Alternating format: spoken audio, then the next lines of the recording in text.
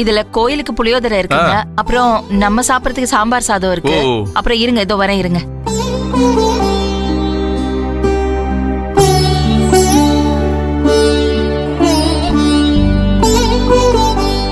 சரி மகா. ஆமா, நீ சாப்பிட்டியா? நான் இனிமே தாங்க சாப்பிடணும். ஏங்க, நீங்க முதல்ல இதை கொண்டு போங்க, அங்க எல்லாரையும் சாப்பிட வைங்க. நான் அப்புறமா சாப்பிட்டுக்கிறேன். என்ன மகா, பச்சை உடம்புக்காரி, நீ நேரத்துக்கு சாப்பிடணும். இவ்வளவு நேரம் சாப்பிடாம என்ன பண்ற நீ? முதல்ல நீ போய் சாப்பிடு. நீ சாப்பிட்டதுக்கு அப்புறம் தான் இதெல்லாம் எடுத்துட்டு போவேன். ஐயோ, இருக்கட்டும்ங்க, அதெல்லாம் இருக்கட்டும். நான் வீட்டுல தானே இருக்கேன், நான் எப்ப வேணாலும் சாப்பிட்டுப்பேன். கோயில்ல எல்லாரும் பசியோட இருப்பாங்க. மகா, நீ சொன்ன கேட்க மாட்டியா? அதை விடுங்க. அங்க எல்லாரும் எப்படி இருக்காங்க? வேண்டுதல் எப்படி போகுது? அங்க ஒன்னும் பிரச்சனை இல்லையே?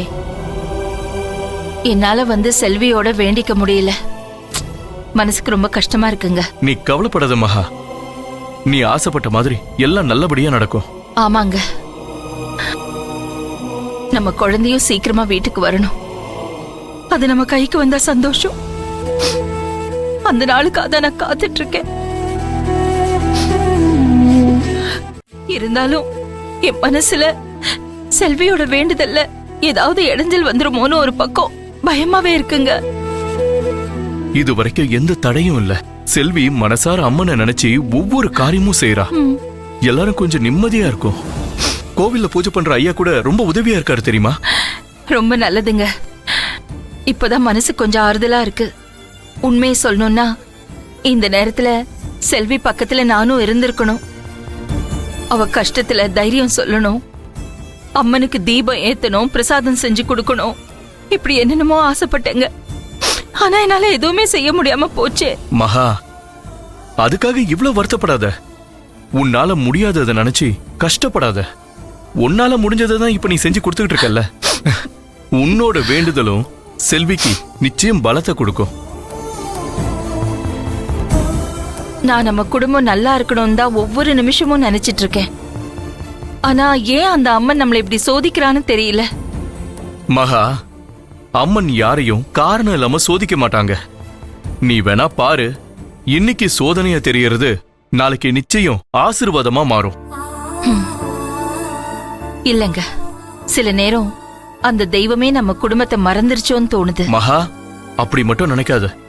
நீ அம்மனை நம்புற அளவுக்கு அம்மனும் நம்மள கைவிட மாட்டா. குழந்தை பிறந்த சந்தோஷமும் செல்வி வேண்டுதல் செய்யற சந்தோஷமும் ரெண்டுத்தையும் சேர்ந்து அனுபவிக்கணும்னு நினைச்சேன். ஒண்ணு கிடைச்சா இன்னொன்னு கிடைக்காதுன்னு தோணுதுங்க. நீ ஏன் அப்படி நினைக்கிற?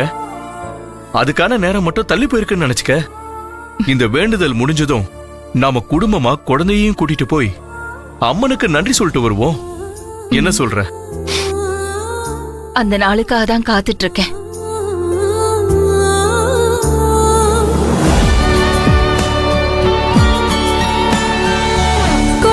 போல மடியில போட்டு தூங்காம நீ என்ன தாலாட்டுவ. மெது மெதுவா நான் உறங்கிட பார்த்தா தாயா நீ உன் கையா சோறுட்டுவ. பசியே இல்லைன்னு பலவாட்டி சொல்ல ஒழுங்கா தின்னு கொடங்காட்டுவ. கொடவ பொட்டின்னு எதையோ கேட்காம புடிடா அன்பன்னு புறையேத்துவ. சாமி தந்திட்டு போவ.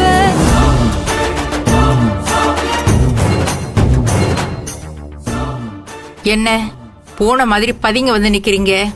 என்ன கற்பகம், தனியா ஏதோ வேலை செஞ்சுக்கிட்டு இருக்கிற? உனக்கு ஏதாவது உதவலாமே நினைச்சு வந்த?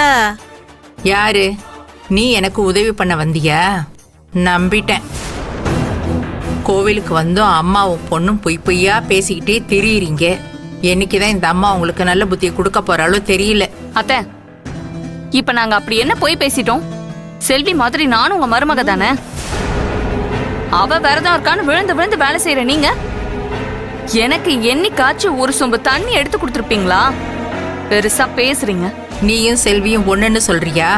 அவ வாழ வந்த குடும்பத்துக்காக தான் புருஷனுக்காக உயிரையே பணைய வச்சு விரதம் இருந்து அந்த அம்மன் கிட்ட வேண்டிக்கிட்டு இருக்கா. நீங்க என்னடான்னா தின்ன எப்ப காலி ஆகும்னு காத்துக்கிட்டு இருக்கீங்க. செல்வியோட குணத்துக்கு முன்னாடி உன்னை எங்க போய் வைக்க முடியும் சொல்லு? பாரு கற்பகம், என் முன்னாடி என் பொண்ணை குறை சொல்ற வேலை வச்சுக்காத. இவதான் உன் வீட்டு மூத்த மருமக.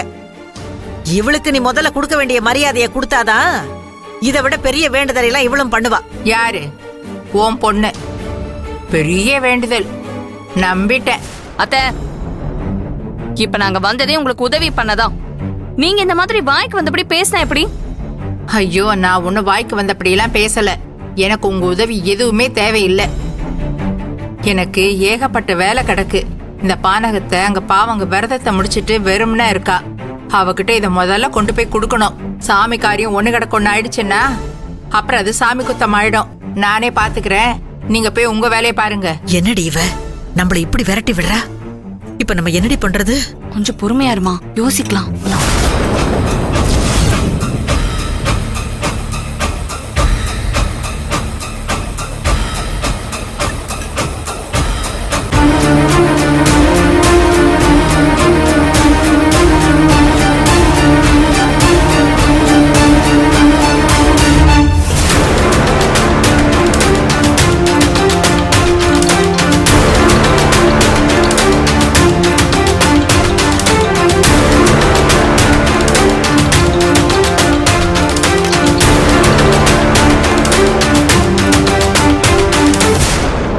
மகா, சொல்லு மகா.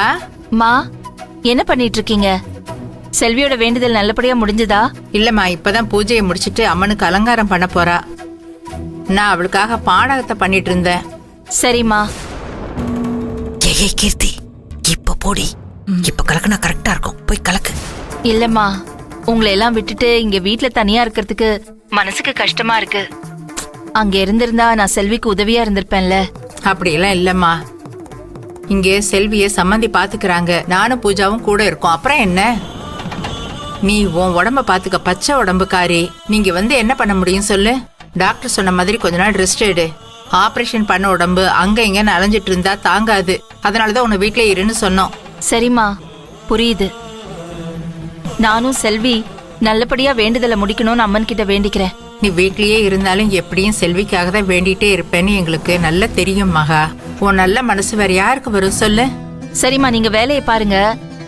நான் உங்க எல்லாருக்கும் சேர்த்து சாப்பாடு கொடுத்து விட்டுருக்கேன். அவர் கொண்டு வந்துட்டு இருக்காரு. எல்லாரும் சாப்பிடுங்க, சரியா? ஏ மகா, நீ எதுக்கு சிரமப்பட்டுட்டு இருக்க? அதான் திரும்ப ஹோட்டல்ல இருந்து கொண்டு வர சொல்லியிருக்கேனே. இல்லம்மா, நானே என் கையால செஞ்சு கொடுக்கணும்னு ஆசை இருந்துச்சு. அதான் செஞ்சு கொடுத்து அனுப்பியிருக்கேன். எல்லாரும் சாப்பிடுங்க. செல்விக்கு முதல்ல பானகத்தை கொடுத்துருங்க. நான் இப்ப ஹாஸ்பிட்டல் கிளம்பிட்டு இருக்கேம்மா. போய் பாப்பாவை பார்த்துட்டு வந்துடுறேன். நான் உனக்காகவும் குழந்தைக்காகவும் வேண்டிக்கிறேன். ஏய் போடி, அவ வரதுக்குள்ள போ.